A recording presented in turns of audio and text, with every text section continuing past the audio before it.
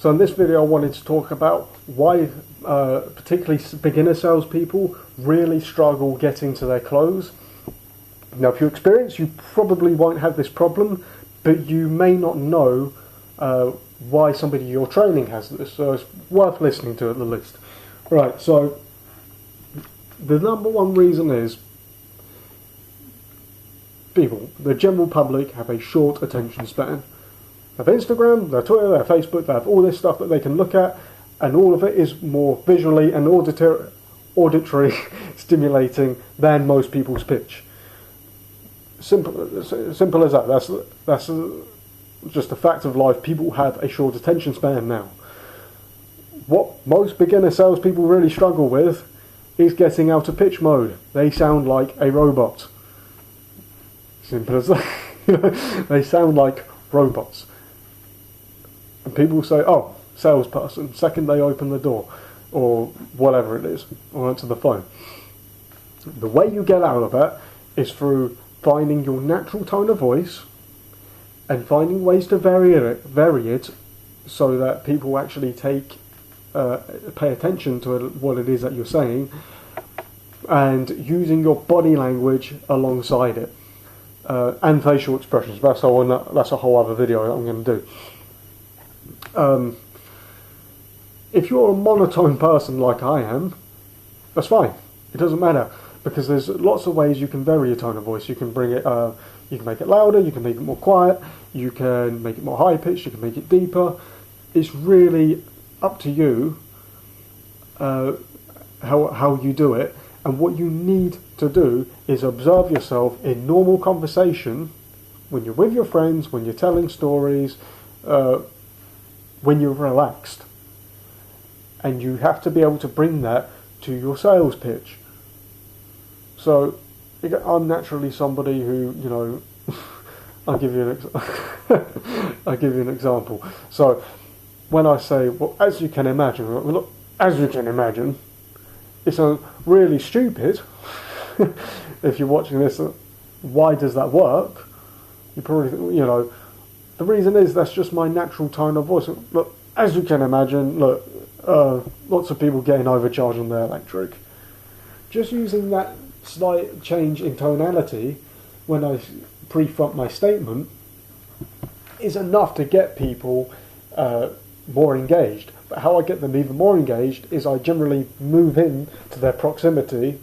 Obviously, I have my hands sort of like showing, because what you don't want to do, this is more advanced body language stuff, is get close to somebody with your hands behind your back or something like that, because just instinctively they don't like that. Okay, so close as you can imagine. If you don't have double glazing, then your home efficiency isn't as good, and you're going to get charged more each year.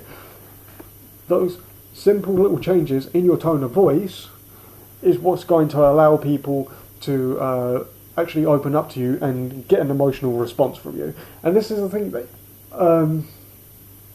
you don't have to resonate with everyone.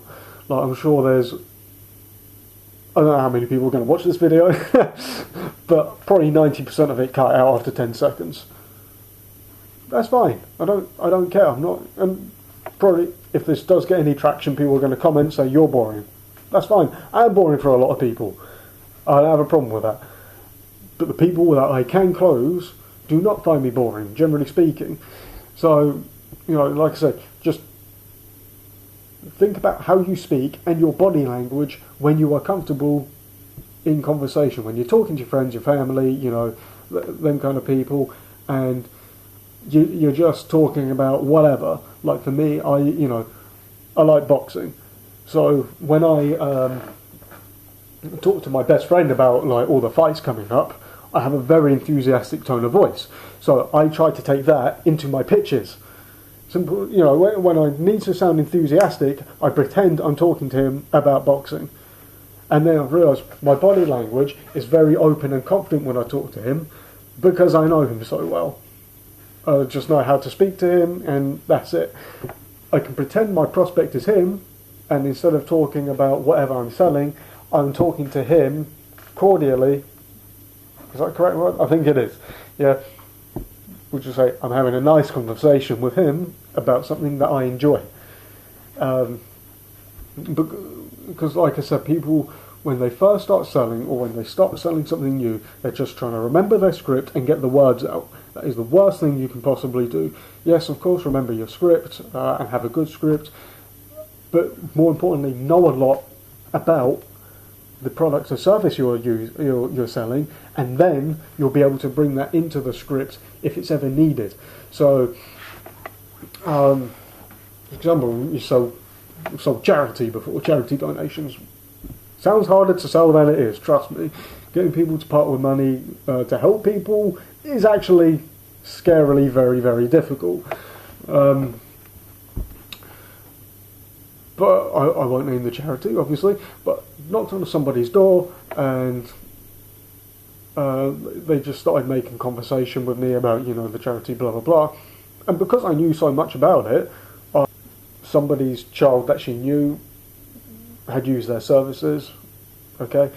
To which I just responded with, yeah, there's about 1,000, there's over 1,000 people just in the local area who they think need their services, but they can't get to because they don't have the funding, and that's older, and that wasn't normally part of my script. You understand? And the way I delivered it at the time, because she was talking about a sensitive topic, is I changed my tone of voice, again, more like a doctor's tone of voice. It was very soft, reassuring. I wasn't trying to pressure her, I was just telling her, and because I come across as an informer, she purchased it from me. Well, she started donating.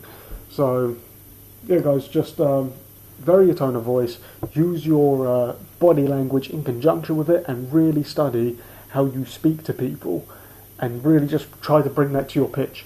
Something I said about facial expressions, I'm going to do like a whole video series on that, because it's something people don't talk about enough. It's really, really important. So, yeah, just check out the next video.